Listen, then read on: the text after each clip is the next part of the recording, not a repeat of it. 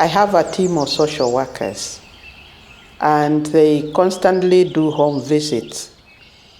And if somebody is going down health-wise, they are able, still to journey with that person.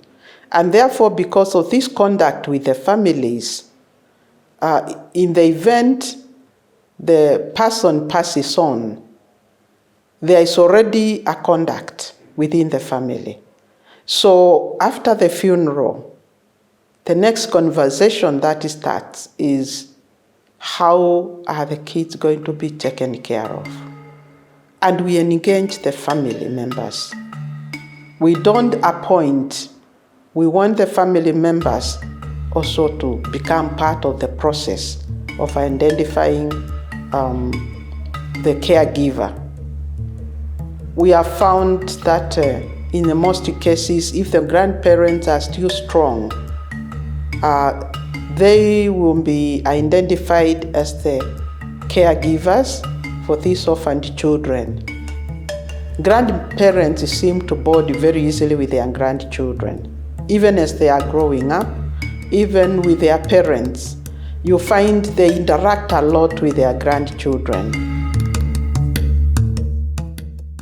Grandparents are more stable in where they are staying, as opposed to younger people who are likely to move from point A to point B in search of maybe jobs, maybe even getting married.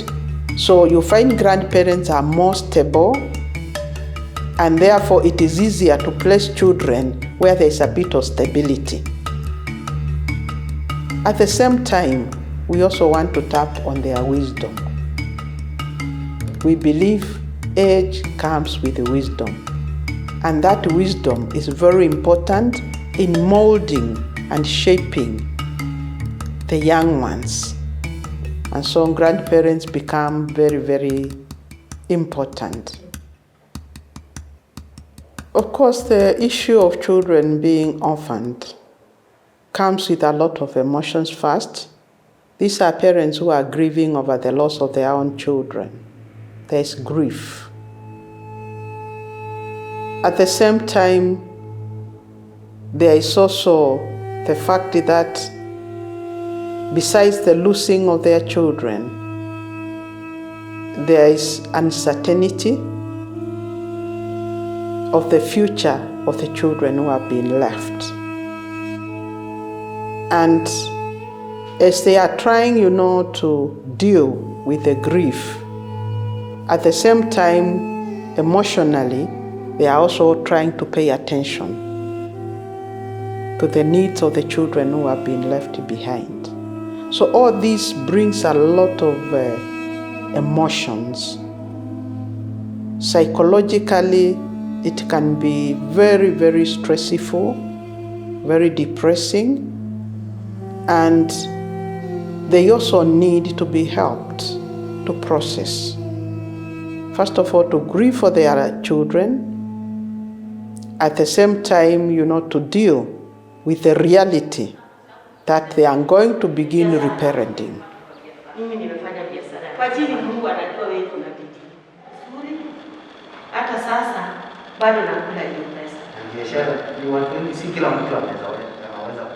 One of the challenges is the age gap, for sure. Getting now again to reparenting at an advanced age brings also a challenge with it. The society is changing, way of thinking is changing, values are changing. There are a lot of peer pressure that is also interfering with the formation of the child from the family, because children are also being exposed a lot to social media, something that the older generation did not get exposed to. The older generation's worldview was a little bit limited. This younger generation, their worldview is so enlarged by whatever is exposed, to them. You find that, children want you not to spend a lot of time even with their gadgets, with their phones, whereas there may be some activities to be carried out at home. The grandparents, will find it difficult to tolerate some of these behaviors. It is a fact that we cannot rule out the age gap, the changes in the society. They lived in a different age, we are living in a different age, and we must be able to blend the two together to bring up these children.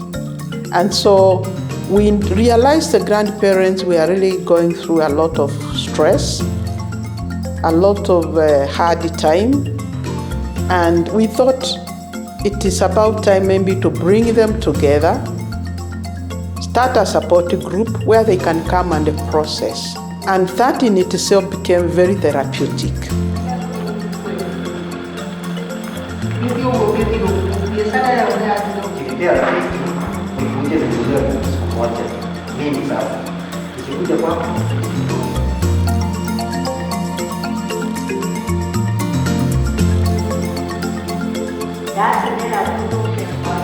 The grandmothers prefer to have discussions other than maybe listening to a facilitator, because this is a group of members who have been through so much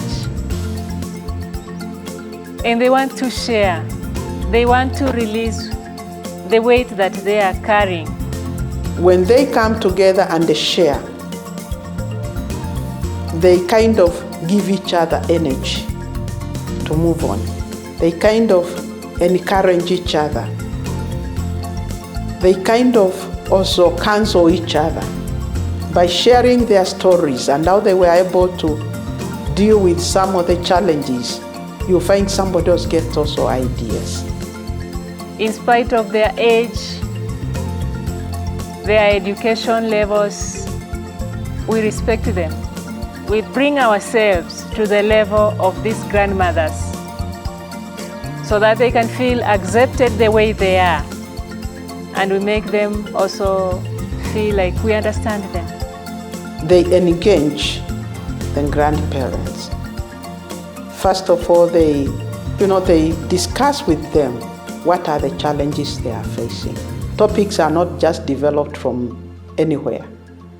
It comes from the group themselves, the felt needs. And so if the grandparents, for example, are saying, we have challenge with our teenage, girls. So they start preparing topics that are relevant to respond to some of those challenges so that they can help these grandparents if they start noticing certain behaviors. They can be able to relate and then be able maybe to sit down with the child and try to speak based on the information and the knowledge they have acquired. How do you negotiate this phase of life without, going to the extreme? First of all, helping them to understand this is part of development or changes.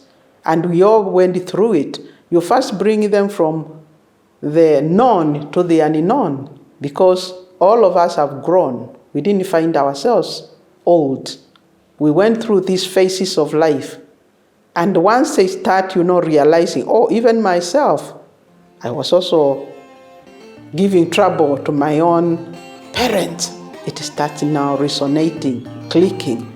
And where they wanted to be maybe very hard on the child, they start softening and they start realizing it is a phase, it will come to pass.